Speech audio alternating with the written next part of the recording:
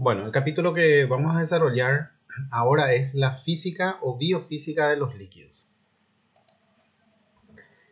El estado líquido, dice, los líquidos son materia en un estado físico particular debido a la poca fuerza de atracción entre sus moléculas. Las moléculas que componen un líquido se encuentran relativamente alejadas unas de otras y pueden estar unidas mediante atracciones electrostáticas. Y es un estado intermedio entre lo que serían los sólidos y el estado gaseoso.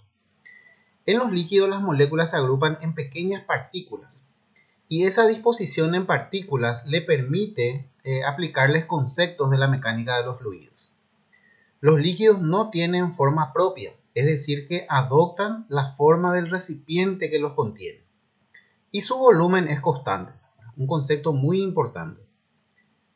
Son incompresibles, es decir, que no pueden ser comprimidas, a diferencia de los gases, ¿verdad? Que a los gases, si es que uno le imprime presión, le da presión, entonces puede comprimir. Esto no ocurre con los gases. Y esto es muy importante porque si es que vamos a un ejemplo, ¿verdad? En la circulación sanguínea, la sangre, ¿verdad? Que recorre por los vasos sanguíneos cuando llega al corazón y el corazón se contrae, ¿verdad? El ventrículo se contrae para impulsar la sangre hacia las arterias. Si es que el líquido fuese compresible, entonces cuando se comprime el ventrículo produciría así como una pelota de sangre y eso no circularía, ¿verdad? Entonces por esta propiedad de incompresibilidad le permite esa fluidez, ¿verdad? Del líquido, ¿verdad? Que se mantenga en ese estado líquido. Esto, por ejemplo, no ocurre, vuelvo a repetir, con los gases. Presentan fluidez y viscosidad, que son unos conceptos que vamos a ir explicando más adelante. Hay dos conceptos importantes que tenemos que conocer en la biofísica de los líquidos. Una de ellas es la densidad o masa específica y la otra es la del peso específico. En primer lugar, en relación a la densidad, decimos que es la masa por unidad de volumen. Es decir, que la densidad es igual a masa sobre volumen. Y en el sistema internacional se mide, la densidad se mide en kilogramos sobre metros cúbicos. De la densidad podemos decir que es la materia en sí, ¿verdad? Es una concentración de materia en un volumen dado. En relación al peso específico, el peso de un volumen de líquido en relación al peso de otro conocido. En este caso, hablamos de agua destilada. Entonces, la fórmula de peso específico sería peso de una sustancia cualquiera, dividido el peso de un volumen igual de agua. Entonces, se la considera una cantidad adimensional porque está relacionando el peso de una sustancia dada en relación al peso de un volumen igual de agua. Se toma el agua destilada, como una unidad estándar, como una unidad de referencia, y en relación a ella se van midiendo los pesos de las otras sustancias o el peso de las otras sustancias. El peso está relacionado con la gravedad de la Tierra, es decir, con una fuerza, ¿verdad?, que lo atrae hacia el centro de la Tierra. Entonces, para diferenciarlo, ¿verdad?, cuando hablamos de densidad, hablamos de cantidad de materia, de una concentración de materia en un volumen dado. Y cuando hablamos de peso, estamos hablando de la fuerza de atracción que la gravedad ejerce hacia el centro de la Tierra. El agua, como dijimos, es la sustancia de referencia que se toma. Y su densidad o peso específico es 1 a una temperatura de 4 grados centígrados. Vale decir que a esta temperatura de 4 grados, el agua tiene la mayor densidad que puede alcanzar, ¿verdad?, que es de 1. A partir de allí, ¿verdad?, en la medida que aumenta la temperatura por encima de 4 grados o disminuye por debajo de 4 grados, la densidad del agua va a ir disminuyendo. Entonces, si es que aumentamos la temperatura, encontramos que a 15 grados la densidad del agua es de 0,99904. A 30 grados, aumentando más la temperatura, la densidad del agua bajó a 0,995. Y a 100 grados centígrados, su punto de ebullición, la densidad del agua es de solamente 0,958. Si es que nos fijamos en un gráfico, en este gráfico podemos observar que a 4 este gráfico relaciona temperatura por un lado y la densidad del agua por el otro, ¿verdad? Relaciona estas dos medidas. Entonces, a la temperatura de 4 grados vemos que el agua alcanza su máxima densidad, ¿verdad? Que tiene un valor de 1. En la medida que desciende por debajo de 4 grados o aumenta por encima de 4 grados, nos damos cuenta que el gráfico va mostrando que la densidad va disminuyendo. La variación en la densidad del agua con la temperatura. Si estudiamos la gráfica de la zona de las altas temperaturas, notamos que la densidad aumenta gradualmente hasta alcanzar un máximo de 1 gramo sobre centímetros cúbicos, y esto ocurre a una temperatura de 4 grados centígrados. La densidad decrece de forma gradual hasta que el agua alcanza su punto de congelación. En el punto de congelación, que es a 0 grados, lo que ocurre es que el agua tiene un mayor volumen, y ese mayor volumen hace de que la densidad disminuya, ¿verdad? ¿Y eso por qué? Por la fórmula que estuvimos viendo, donde la densidad es directamente proporcional a la masa e inversamente proporcional al volumen. Es decir que en la medida que aumenta el volumen, disminuye la densidad.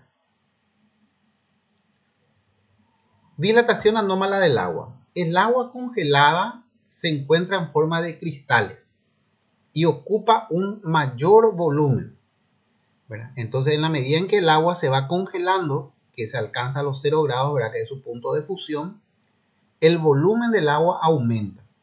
Ese aumento de volumen genera una caída de la densidad.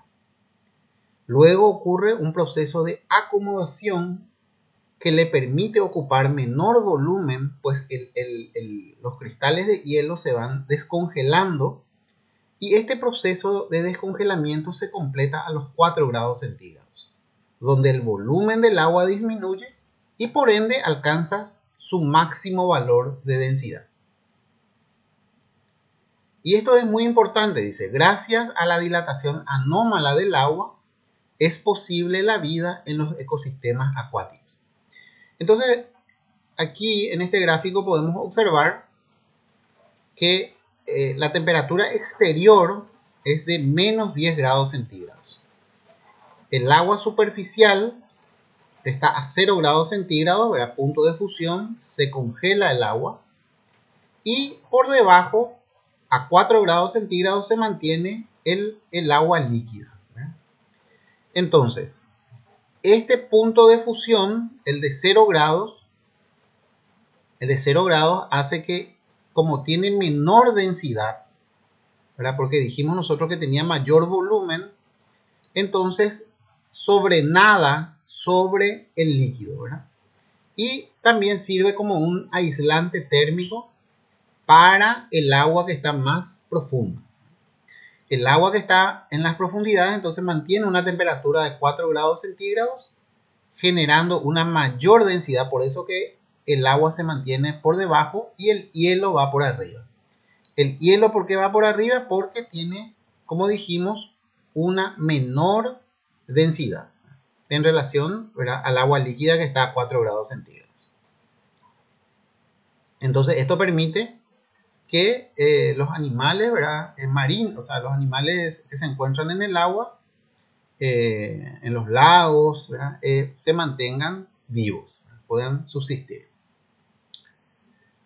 La densidad de otros líquidos corporales.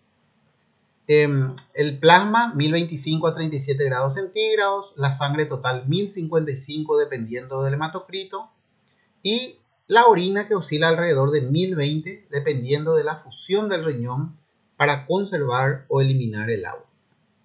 Un punto que quería comentarles acá es que el concepto de dilatación anómala del agua, ¿verdad? Resulta ser que en la medida en que nosotros enfriamos un cuerpo, la misma tiende a contraerse, ¿verdad? A disminuir de volumen.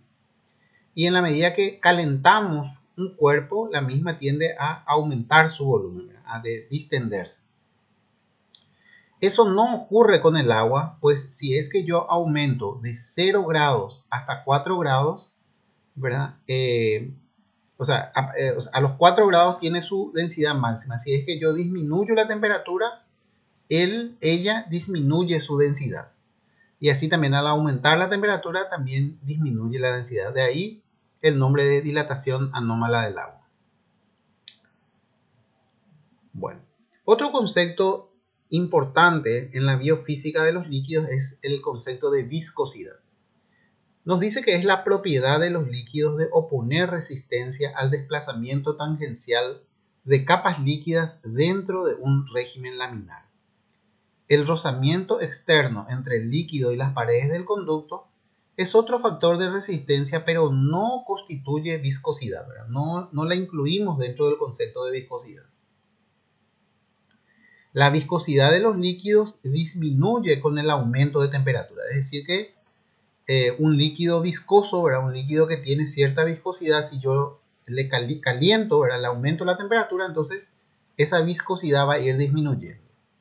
Y también en flujos turbulentos aumenta la viscosidad. Para ir entendiendo mejor, vamos a mirar este gráfico. Entonces vemos que podemos tener dos tipos de flujo. Una de ellas se llama flujo laminar y otro es el flujo turbulento. En el flujo laminar constante podemos decir que el líquido se desplaza en forma de láminas superpuestas, ¿verdad? Unas sobre otras, ¿verdad? Y entonces aquí nos está mostrando la dirección, ¿verdad? Entonces, el rozamiento que existe entre estas láminas determina lo que se llama la viscosidad. Podemos decir, entonces, de otra forma que la viscosidad se puede entender en líquidos ideales. En líquidos ideales estamos hablando como el rozamiento que ocurre entre las láminas internas que componen un flujo de un líquido, ¿verdad? Flujo laminar de un líquido. Entonces acá tenemos una lámina y esta sería la pared del conducto, ¿verdad? Entonces hay tres componentes importantes para entender el concepto de viscosidad. Una de ellas es la velocidad con que se desplaza la lámina o el líquido en este caso. Otra es la fuerza que empuja ese líquido, ¿verdad?, a moverse en esa dirección. Y otro componente sería la distancia que tiene esa lámina en relación a la pared del conducto, ¿verdad? Entonces tenemos tres componentes importantes: la velocidad, la fuerza y la distancia. Acá tenemos otro ejemplo, ¿verdad? Tenemos acá un conducto, el flujo laminar en líquidos ideales, estamos hablando, ¿verdad? Líquidos ideales se considera aquella que no tiene rozamiento con las paredes externas, ¿verdad? No hay rozamiento, sino que todas se desplazan, ¿verdad?, a la misma velocidad. Y son láminas, unas sobre otras. El rozamiento entre las láminas determina la viscosidad de un líquido. Es decir que cuanto más rozamiento interno haya, más viscoso va a ser el líquido, ¿verdad? Va a tener mayor viscosidad. El segundo conducto nos muestra el flujo de un líquido real. Entonces en el flujo real, por ejemplo la sangre dentro de un vaso sanguíneo, podemos observar acá que las flechitas, ¿verdad?, las láminas que se encuentran externamente tienen una menor velocidad, y eso se debe a que hay rozamiento con las paredes, ¿verdad? Y ese rozamiento con las paredes genera una resistencia que disminuye su velocidad. Sin embargo, las láminas que se encuentran más internamente, ¿verdad?, tienen una mayor velocidad. Bien. Entonces, para la medida, para entender la medida o la unidad de medida de la viscosidad, tenemos que remontarnos, tenemos que ver, ¿verdad? El coeficiente de viscosidad. La viscosidad de un líquido se expresa por su coeficiente de viscosidad, que es una constante para cada líquido. Cada sustancia entonces líquida tiene una constante o un coeficiente de viscosidad. Entonces, ¿se acuerdan de los componentes de la viscosidad? La fuerza, la velocidad y la distancia. Entonces, la fuerza, la fórmula de fuerza es igual, ¿verdad? O sea, la fuerza que impulsa un líquido es igual a N, que es coeficiente de viscosidad, por V, que es la velocidad, por S, que es la superficie, dividido la distancia entre la lámina y la pared del conducto, ¿verdad?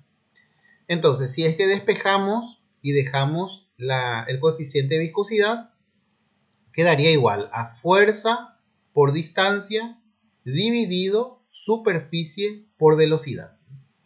Entonces, por fórmula, fuerza dividido superficie o fuerza sobre área es el concepto de presión. Presión se define entonces como la fuerza que se ejerce sobre un área o sobre una superficie dada.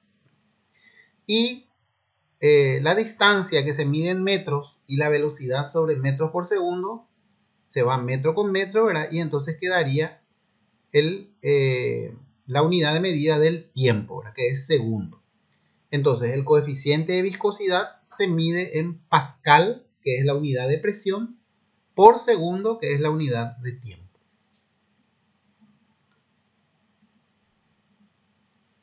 Bueno, la viscosidad de la sangre. En la práctica, la viscosidad se expresa en unidades relativas a la viscosidad del agua.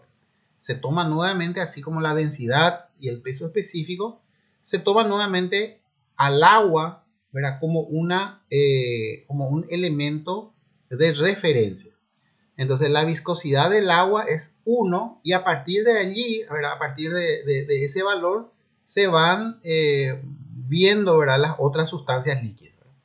Entonces acá nos dice la viscosidad de la sangre es 3.5, o sea, es 3,5 veces que la del agua, y la del plasma es entre 2 y 2.2. La viscosidad de la sangre depende de la proporción de glóbulos de la sangre, hematocrito. Es decir que patologías que nos den una mayor cantidad de glóbulos, ya sea glóbulos rojos o glóbulos blancos, va a tener una mayor viscosidad, ¿verdad? Por ejemplo, un ejemplo que les puedo dar es la leucemia, donde puede haber un aumento de la serie blanca, ¿verdad? De glóbulos blancos, y esto va a generar, como aumenta la cantidad de hematocrito, entonces aumenta la viscosidad de la sangre de estos pacientes. Así también, en una situación inversa, ¿verdad? En el caso de las anemias, como hay una disminución de la cantidad de glóbulos rojos, entonces va a ser más fluida, menos viscosa esa sangre, ¿verdad? La sangre de pacientes anémicos, una anemia severa principalmente. El fenómeno de Faraus-Lewis. Al disminuir el calibre de los capilares, la viscosidad de la sangre también disminuye. Y es una adaptación fisiológica que tiene que hacer la sangre para poder trasvasar, para poder circular a través de los capilares, ¿verdad? Pequeños vasos sanguíneos. ¿Y cómo consigue eso? ¿Verdad? Acá entonces vemos en la imagen, ¿verdad? Esto sería, vamos a suponer, una arteriola, de este lado sería una vénula, y acá en el centro un capilar. Entonces lo que hacen los glóbulos rojos que circulan a través del capilar es tratar de circular en la zona axial, en la zona central, ¿verdad? Se desprenden de las paredes, se colocan en la posición central y es en este punto o en esta zona donde circulan, ¿verdad? Entonces acá podemos ver esta imagen que nos muestra, ¿verdad? Que los glóbulos rojos que se encuentran hacia las paredes tienen menor velocidad de circulación porque están detenidas, vamos a decir, o sea, disminuye su velocidad por la resistencia que ofrece el rozamiento con la pared. La misma cosa ocurre en este sector, ¿verdad?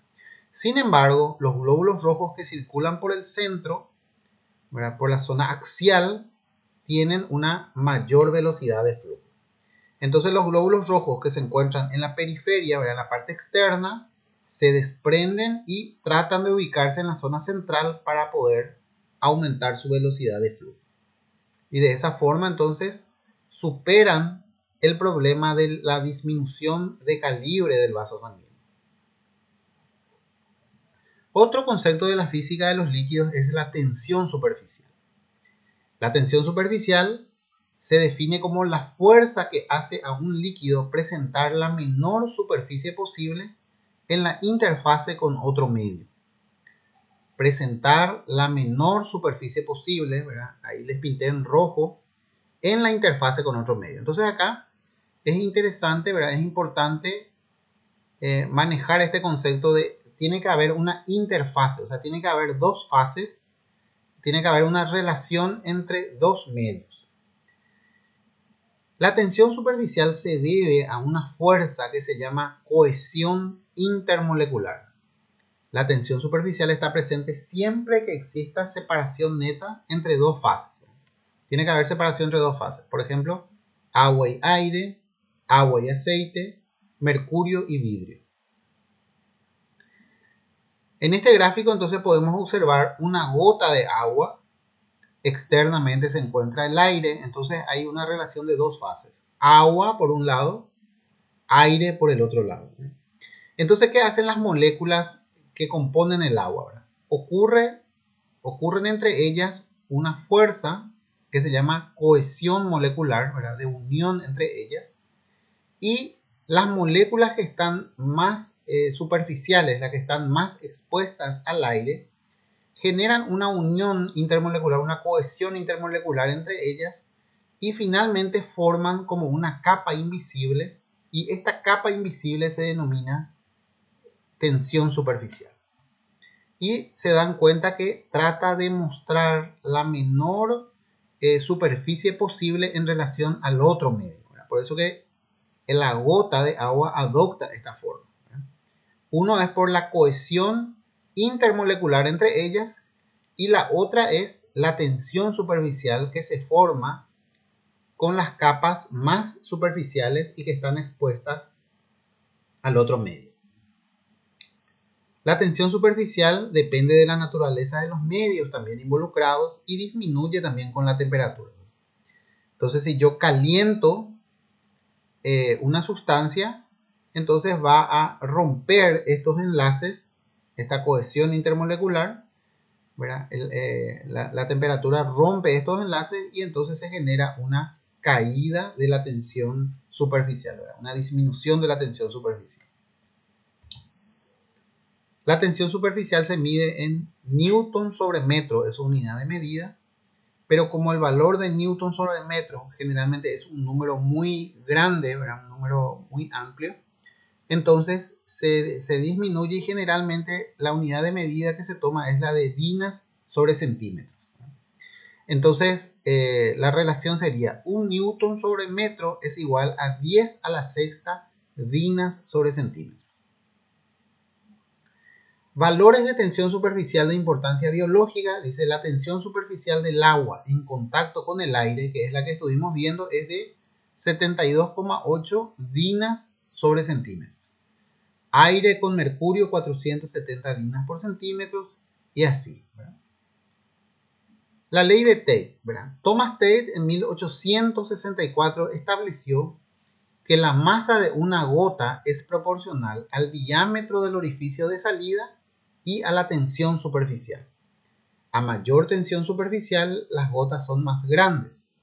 Si se pesa un número igual de gotas de líquidos diferentes que gotean por orificios iguales, las dos variables serán las masas y los coeficientes de tensión superficial. De allí entonces obtenemos una fórmula que es masa del agua dividido masa prima, que es la masa de la otra sustancia, ¿verdad? Que está en relación al agua.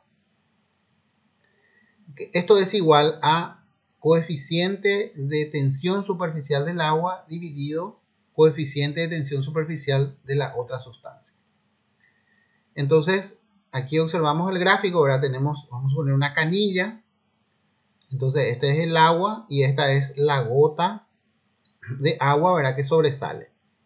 Entonces, acá tenemos un diámetro A B, ¿verdad? Un diámetro. a partir del cual sale el agua, y el agua, como ustedes verán, tiene su tensión superficial en relación al aire externo. Acá tenemos aire externo y acá dentro de la gota de agua hay una fuerza de cohesión intermolecular entre ellas, y recuerden que las más superficiales, las que están en contacto con el aire, ¿verdad?, forman la tensión superficial. Cuando el peso del agua supera, o sea, iguala o supera a la tensión superficial, se rompe esta tensión superficial y el agua cae. Pero el agua no cae en este diámetro A a B, sino cae en este diámetro más fino, que sería A', B'. Y entonces allí interfieren, ¿verdad?, varios componentes que nos fijamos aquí. Dice: la gota se desprende del tubo en el instante en el que su peso iguala a las fuerzas de tensión superficial, ¿verdad?, o supera la tensión superficial que la sostiene. Entonces la fórmula es: el peso es igual a K 2 por P R por G, ¿verdad?, donde la P es peso de la gota, K es un coeficiente de contracción, R es la radio del tubo y G es la tensión superficial del líquido. El peso de la gota es proporcional al radio y a la tensión superficial del líquido. Es decir que si aumentamos nosotros el peso, también debemos aumentar radio y también la tensión superficial. La aplicación de esta ley permite realizar medidas de la tensión superficial. La aplicación de la ley de Tate nos permite realizar medidas relativas a la tensión superficial. Sabiendo la tensión superficial del agua, que es nuestra referente, podemos medir la tensión superficial del líquido problema. Y entonces aquí les muestro un problema. Aquí dice: la ley de Tate nos dice que se deberá cumplir siempre la relación, ¿verdad?, masa del agua sobre masa de la sustancia que queremos medir, dividido tensión superficial o coeficiente de tensión superficial del agua dividido coeficiente de tensión superficial de la sustancia a ser medida. Un problema, ¿verdad?, un ejemplo: 10 gotas de agua tienen una masa de 586 miligramos. 10 gotas de aceite tienen una masa de 267 miligramos. La tensión superficial del aceite será, ¿verdad?, es nuestra incógnita. Entonces, por la fórmula ponemos masa del agua, 586, dividido masa del aceite, que es 267 miligramos, igual a 0,0728, que es el coeficiente de tensión superficial del agua, ¿verdad?, que es la conocida. Y lo que queremos saber es la tensión, el coeficiente de tensión superficial del aceite. Entonces resolvemos este problema matemático y obtenemos que la tensión superficial del aceite es de 0,033 newton sobre metros, ¿verdad? Entonces lo que nos dice es que gracias a la fórmula de Tate, gracias a la ley de Tate, indirectamente, ¿verdad?, porque pesando las gotas de agua podemos saber su masa, su coeficiente de tensión superficial es estándar, ¿verdad?, es conocido, y entonces pesando las gotas de la otra sustancia líquida podemos saber su masa y indirectamente obtendríamos entonces su coeficiente de tensión superficial.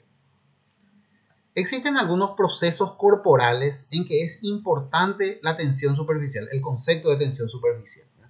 La primera de ellas nos habla de la tendencia al colapso de los alveolos pulmonares, que se debe en parte a la tensión superficial de la capa de líquido que los recubre.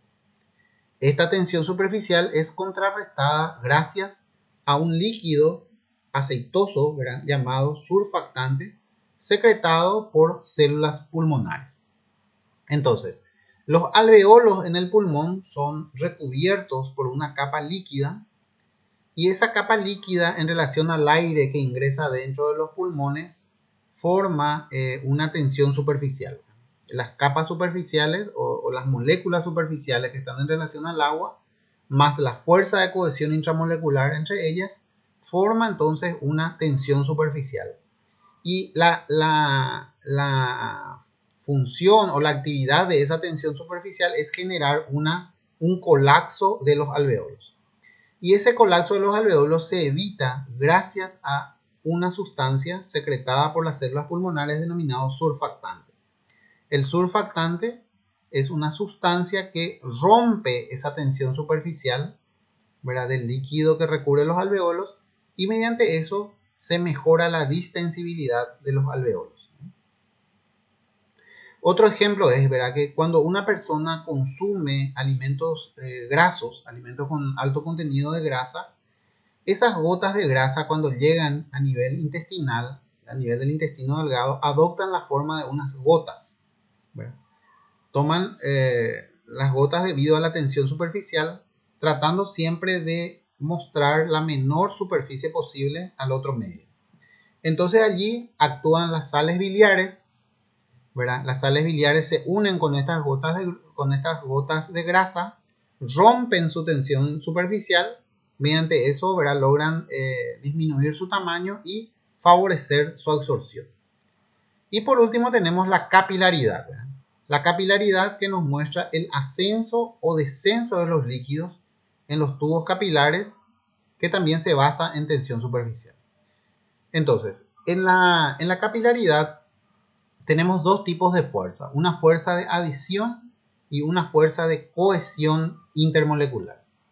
Cuando la fuerza de adhesión a las paredes predomina sobre la fuerza de cohesión intermolecular, la fuerza resultante en dirección paralela a la pared del tubo alcanza un valor suficiente para que ascienda el agua. Cuando la fuerza de cohesión intermolecular es mayor a la fuerza de adhesión, como en el caso del mercurio, la fuerza resultante es hacia abajo y el líquido no asciende. Entonces, para poder entender mejor esto, vamos a mirar este gráfico. Entonces aquí tenemos una fuerza de cohesión intermolecular interna y tenemos una fuerza de adhesión de las moléculas con la pared del recipiente, ¿verdad?, del capilar. Entonces, fuerza de adhesión, fuerza de cohesión. Si la fuerza de adhesión, el ejemplo del agua, ¿verdad?, en el agua la fuerza de adhesión supera a la fuerza de cohesión y esto permite que el líquido pueda ascender a través de los capilares. El ejemplo opuesto sería cuando la fuerza de cohesión supera a la fuerza de adhesión, entonces el peso de la columna de agua viene para abajo, ¿verdad?, no puede ascender.